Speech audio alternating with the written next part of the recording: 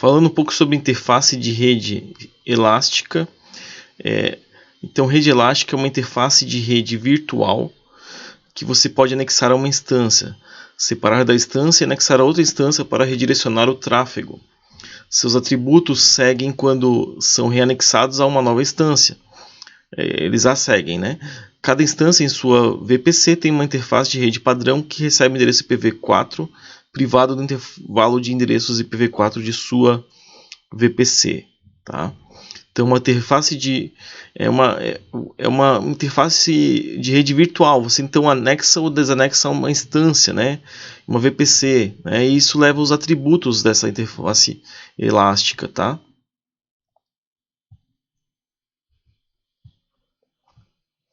Então, uma tabela de rotas, tá? Então aqui uma tabela de rotas contém um conjunto de regras chamadas rotas, né? Que direciona o tráfego de rede de sua subrede, né? Cada rota especifica um destino e o destino é o bloco CIDR de destino para onde você deseja que o tráfego da sua subrede vá. Tá? O destino então é esse destino pelo qual o tráfego de destino é enviado, né? Por padrão, cada tabela de rotas que você cria contém uma rota local para comunicação na VPC. Você pode personalizar tabelas de rotas adicionando rotas. Tá? Você não pode excluir a entrada de rota local usada para comunicações internas, né? Toda subrede em sua VPC deve ser associada a uma tabela de rotas. E a tabela de rotas principal é a tabela de rotas atribuída automaticamente à sua VPC. Ela controla então o roteamento de rotas de todas as suas subrede que não estejam explicitamente associadas a outra tabela de rotas. Uma subrede só pode ser associada a uma única tabela de rotas por vez, mas é possível associar várias subredes a uma mesma tabela de rotas. Tá? Então aqui a gente tem uma tabela de rotas principal padrão, né? Que é o que? Ela tem um destino aqui que é o 10.0.0/16, que é o destino local. Tá? Então, principais lições, a seção 2. Uma VPC é uma seção isolada logicamente da nuvem AWS. Uma VPC pertence a uma região e requer um bloco CIDR. Uma VPC é subdividida em subredes.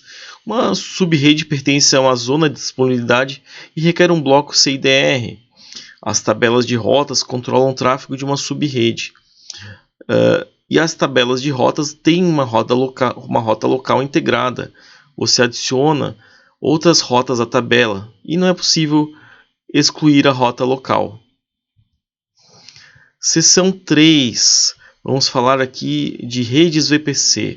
Agora que você compreendeu, né, todos os componentes básicos de uma VPC, você pode começar a rotear o tráfego de maneiras interessantes.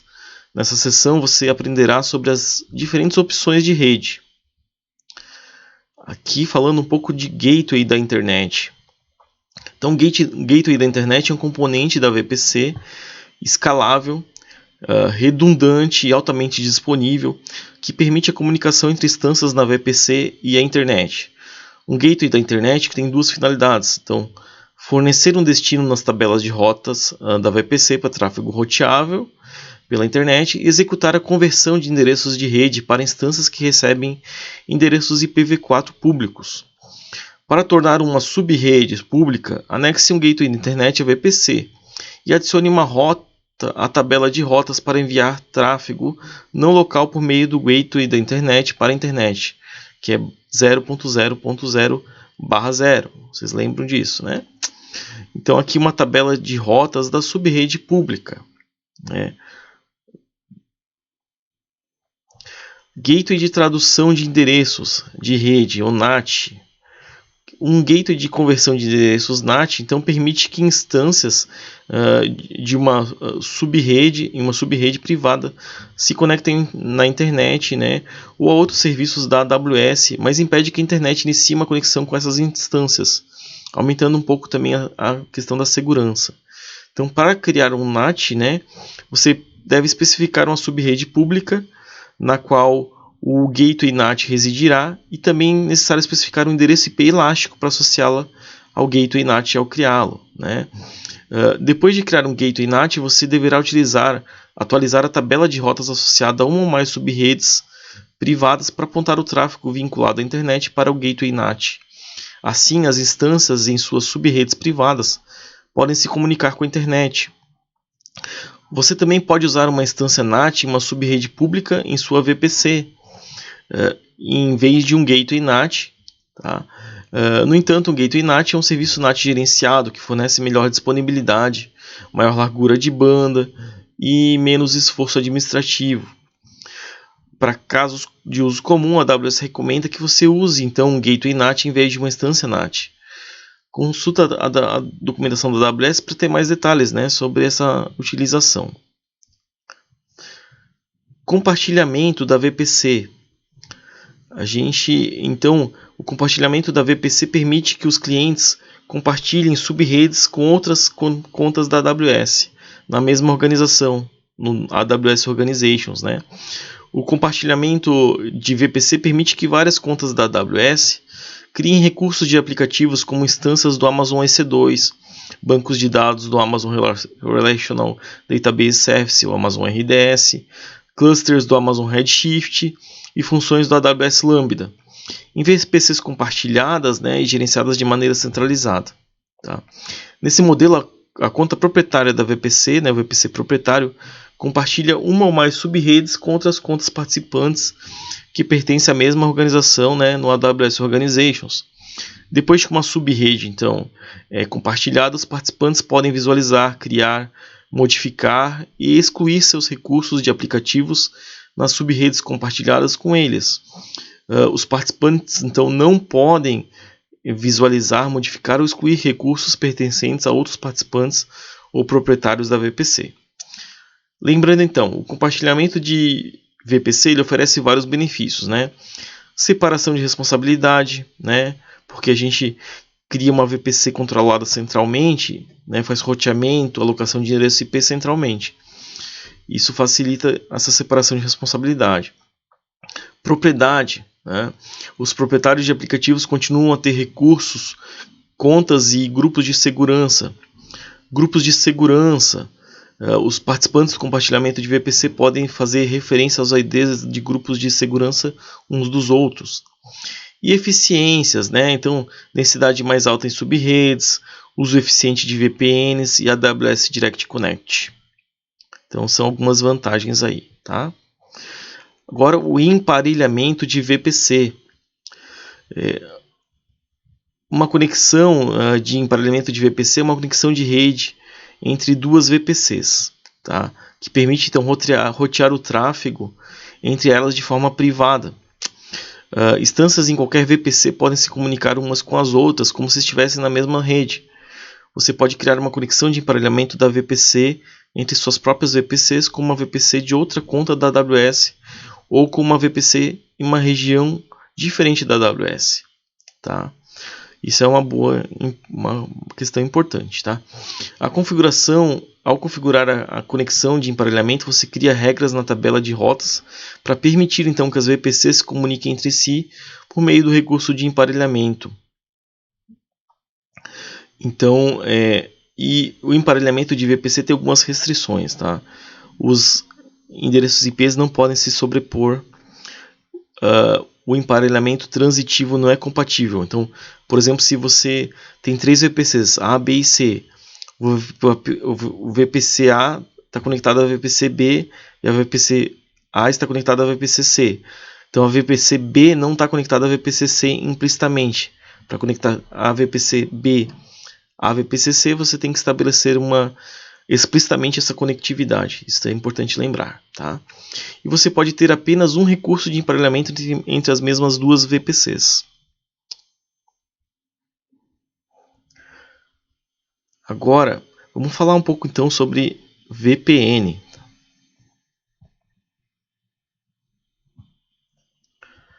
Então, a AWS Site-to-Site VPN, né? Então, por padrão, né, as instâncias executadas em uma VPC não podem se comunicar com uma rede remota.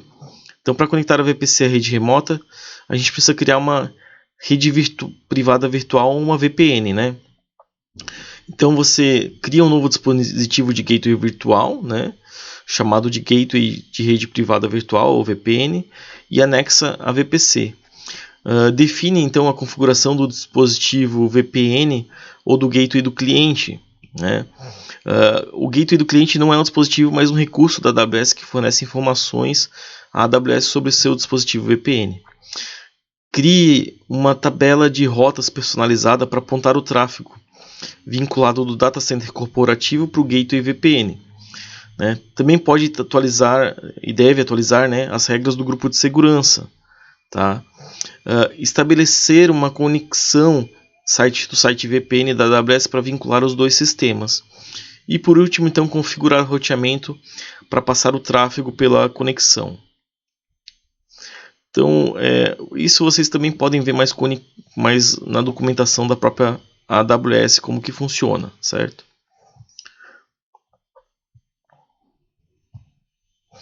Agora a AWS Direct Connect. Então, um dos desafios da conexão de rede é o desempenho da rede, né? E a gente sabe que quanto mais longe e tal, e maior a distância e tudo, a gente tem esse problema. Então o desempenho ele pode ser afetado negativamente se o data center estiver localizado longe da região da AWS, né? Então para essas situações a AWS tem um AWS Direct Connect, né, que permite estabelecer uma conexão de rede dedicada e privada entre a rede e um dos locais do DX, tá?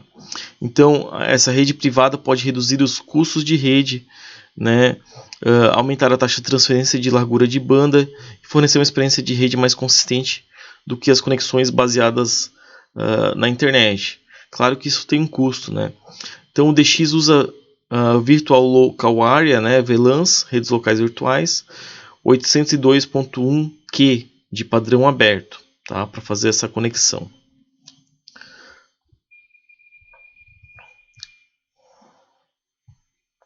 Agora VPC Endpoints. Então o VPC Endpoint é um dispositivo virtual, né, que permite conectar de forma privada a sua VPC aos serviços compatíveis da AWS e aos serviços de VPC Endpoint desenvolvidos pelo AWS Private Link.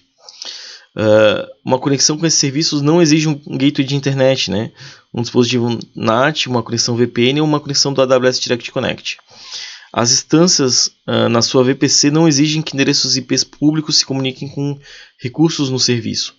O tráfego entre a sua VPC e os outros serviços não deixa a rede da Amazon, tá? Fica tudo dentro da rede da Amazon. Existem então dois tipos de endpoint. O endpoint de interface, né? Endpoint que permite que você se conecte a serviços desenvolvidos pela AWS Private Link. Então inclui alguns serviços da AWS e tal. O proprietário do serviço é o provedor de serviços, né? E você cria um endpoint de interface que é o consumidor do serviço, tá? É cobrado pela criação e pelo uso de um endpoint de interface a um serviço. E tem taxa de uso por hora e de processamento de dados também. E também o endpoint de gateway, né? Ele não incorre um custo adicional, né? Tem as cobranças padrão de transferência de dados e pelo uso de recursos.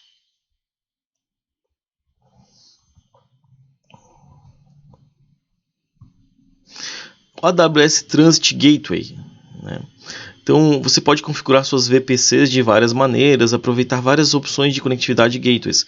Essas opções de gateway incluem o AWS Direct Connect, né, via gateways DX, gateways NAT, gateways de internet, implemento de VPC, etc. Não é incomum encontrar clientes da AWS com centenas de VPCs distribuídas entre contas e regiões da AWS para atender várias linhas de negócio, tá? Equipes, né, projetos e assim por diante. As coisas ficam mais complexas quando eles começam a configurar a conectividade entre as VPCs, né? E todas as conexões são estritamente ponto a ponto, né, para crescer rapidamente, né, e de acordo com a sua carga de trabalho da AWS. Então, embora você possa usar o emparelhamento de VPC para conectar pares de VPCs, né, gerenciar a conectividade ponto a ponto em vários VPCs sem a capacidade de gerenciar centralmente as políticas de conectividade pode ser caro e difícil em termos operacionais, né? Então, para conectividade local, então você pode anexar a sua VPN a cada VPC individual. E essa solução pode ser demorada para criar e difícil de gerenciar quando o número de VPCs aumenta para centenas. Então, resumindo, para resolver esse problema, a gente pode usar o AWS Transit Gateway, que simplifica o modelo de rede. Com ele, você precisa criar e gerenciar uma única conexão do gateway central para cada VPC, data center corporativo, então, para cada VPC, data center local ou escritório remoto em toda a rede, Então, o Transit Gateway atua como um hub, que controla como o tráfego é roteado entre todas as redes conectadas, que agem como spokes. Então, a gente tem os hubs e spokes, Hub central e os spokes. Esse modelo de hub spoke então simplifica significativamente o gerenciamento e reduz os custos operacionais, porque cada rede só precisa se conectar ao Transit Gateway e não a todas as outras redes. Então, qualquer nova VPC conectada de forma simples ao Transit Gateway e é disponibilizada automaticamente para todas as outras redes conectadas ao Transit Gateway. Então, essa facilidade de conectividade facilita a escalabilidade da rede para acompanhar a expansão da organização. Agora, a gente tem uma atividade aqui que vocês podem realizar em casa, que é rotular esse diagrama de rede. O que tem em cada parte aqui, de acordo com o que foi especificado nele. Então, aqui a solução, tem as regiões, a zona de disponibilidade, VPC, subrede pública, endereço privado, gateway NAT, subrede privada, interface elástica de rede elástica, endereço privado, Tem o gateway da internet, tem a tabela de rotas, tudo que a gente falou até agora. A rota, tabela de rotas aqui com a internet. Vocês podem ver na plataforma AWS a demonstração gravada, da Amazon VPC. Então, as principais lições da seção 3. Existem várias opções de rede da VPC que inclui gateway da internet, gateway NAT, VPC endpoint, emparelhamento de VPC, compartilhamento de rede, de VPC, AWS Site-to-Site VPN, AWS Direct Connect, AWS Transit Gateway, e você pode usar o assistente da VPC para implementar o seu projeto. Então, o que faz cada um desses, só lembrando rapidamente? O gateway da internet, ele conecta a sua VPC à internet. O gateway NAT permite que instâncias em uma subrede privada se conectem à internet. O VPC Endpoint, ele conecta a sua VPC aos serviços compatíveis da AWS. O emparelhamento de VPC, conecta a sua VPC a outras VPCs. O compartilhamento de VPC permite que várias contas da AWS criem seus recursos de aplicativos em VPCs compartilhadas da Amazon e gerenciadas centralmente. O AWS Site-to-Site VPN então conecta a sua VPC a redes remotas. O Direct Connect conecta a VPC a uma rede remota usando uma conexão de rede dedicada. O Transit Gateway então uma alternativa de conexão hub-spoke para emparelhamento de VPC, e uma alternativa ao emparelhamento de VPC. E você pode usar o assistente da VPC para implementar o seu projeto. Agora, falando então sobre a seção 4, segurança da rede VPC, segurança da VPC. Você pode então incorporar segurança em sua arquitetura da VPC de várias maneiras para ter controle total sobre o tráfego de entrada e saída. Nessa sessão você aprenderá sobre duas opções de firewall da Amazon VPC que podem ser usadas para proteger a sua VPC. Grupos de segurança e listas de controle de acesso a redes, ACLs de redes. Grupos de segurança. Um grupo de segurança ele atua como um firewall virtual da instância e controla o tráfego de entrada e saída.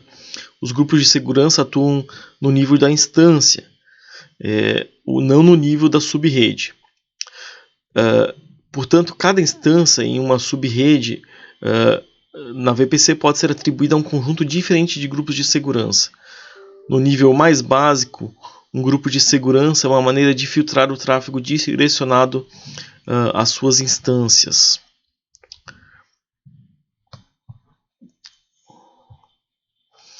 Então, os grupos de segurança eles têm regras que controlam o tráfego de instâncias de entrada e saída.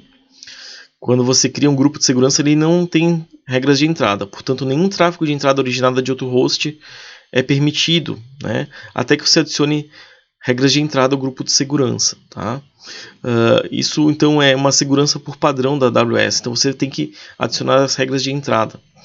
Por padrão, o grupo de segurança inclui uma regra de saída que permite todo o tráfego de saída. Você pode remover a regra e adicionar regras de saída que permitem somente o tráfego de saída específico. Tá? E se o grupo de segurança não tiver nenhuma regra de saída, nenhum tráfego de saída originário da instância será permitido. Os grupos de segurança são stateful, o que significa que as informações de estado são mantidas mesmo depois que uma solicitação é processada. Portanto, se você enviar uma solicitação de sua instância, o tráfego de resposta dessa solicitação terá permissão para fluir, independentemente das regras de entrada do grupo de segurança. E as respostas ao tráfego de entrada permitido podem sair, independente das regras de saída. Então, os grupos de segurança são stateful, Vocês lembram de stateful firewall? Então, essa é a lógica aqui, tá? Grupos de segurança personalizados. Então, ao criar um grupo de segurança personalizado, você pode especificar regras de permissão, todas as regras são avaliadas antes da decisão de permitir o tráfego.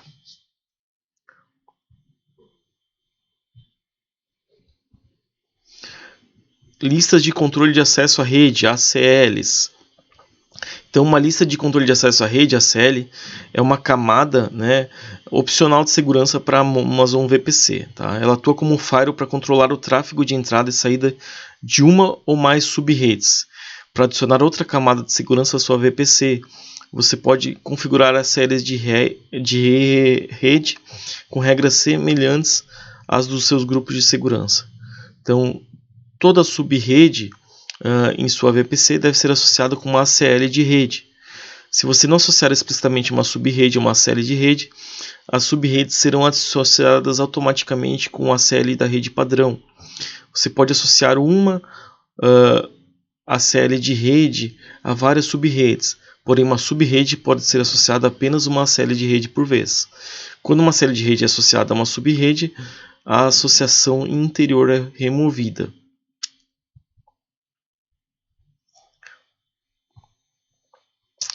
Então, uma ACL de rede, ela tem regras de entrada e saída separadas. E cada regra pode permitir,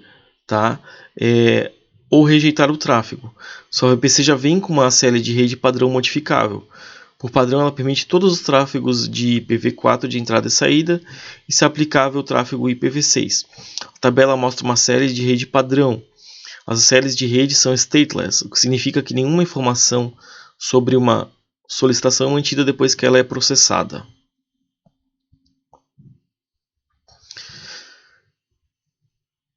Vamos falar um pouco agora sobre ACLs de redes personalizadas, tá?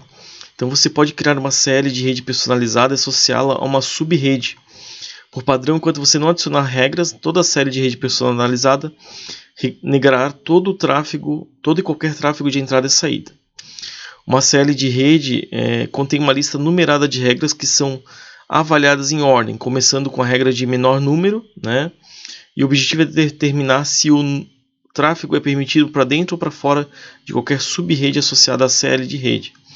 O número mais alto que é possível usar para uma regra é 32.766. E a AWS então recomenda que você crie regras em incrementos, por exemplo, incrementos de 10 ou 100, para que você possa inserir novas regras onde precisar delas posteriormente. Então aqui regras de entrada, por exemplo, tipo SSH, porta 22, com a origem internet, permitir. Então posso fazer um SSH nesse servidor. Outra regra de entrada, porta HTTPS, porta 443, permitir. Todo outro tráfego IPv4 negar. De saída, então SSH permitir saída e HTTPS permitir também. Todos os outros negar. Então um exemplo aqui de regra de ACL de rede personalizado. Tá? Então comparação entre grupos de segurança e ACLs de rede. Tá? Então um resumo aqui da diferença, tá? Os grupos de segurança atuam no nível de instância, mas as séries de rede atuam no nível de subrede. Os grupos de segurança oferecem suporte apenas a regras de permissão, mas as ACLs de rede oferecem suporte a regras de permissão e de negação. Os grupos de segurança são stateful, mas as ACLs de rede são stateless. Para grupos de segurança, todas as regras são avaliadas antes de ser tomada a decisão e permitir o tráfego ou não. Para as séries de rede, as regras são avaliadas em ordem numérica antes de ser tomada a decisão de permitir o tráfego ou não. Agora, uma atividade para vocês seria projetar uma VPC, tá? Vocês podem realizar essa atividade aqui. Então, em uma pequena empresa com site hospedado em uma instância do Amazon Elastic Cloud Compute, EC2, você tem dados do cliente armazenados em um banco de dados de back-end que deseja manter privados. Você deseja usar a Amazon VPC para configurar uma VPC que atenda os seguintes requisitos. O servidor web e o servidor de banco de dados devem estar em subredes separadas. O primeiro endereço de rede deve ser 10.0.0.0. Cada subrede deve ter 256 IPs, o IPv4 no total. Seus clientes devem ser capazes de acessar seu servidor web, né? Mas seu servidor de banco de dados deve ser capaz de acessar a internet para fazer atualizações de patches. Sua arquitetura deve ser altamente disponível e usar pelo menos uma camada de firewall personalizada. Então, as principais lições aqui da seção 4, tá? Criar segurança em sua arquitetura de VPC, tá? Grupos de segurança e ACLs, então isolar subredes, se possível, né? Escolher o dispositivo de gateway ou conexão VPN apropriado para suas necessidades, usar firewalls, né? Grupos de segurança e ACLs de rede são opções de firewall que você pode usar para proteger a sua VPC. Então, as principais lições aqui da seção 4.